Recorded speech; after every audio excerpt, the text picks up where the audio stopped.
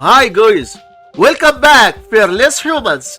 In today's episode video, let's explore adding and subtracting fractions explained with examples. Let's hit the adventure. We have these two fractions, 8 over 2 and 6 over 8, and we want to add them. Multiply the first top times the second bottom, so we have 8 times 8, which is equal to 64. Multiply the first bottom times the second top, so we have 2 times 6, which is equal to 12. Now just add those two numbers, so we have 64 plus 12, which is equal to 76. Multiply the two denominators, so we have 2 times 8, which is equal to 16. And that is all.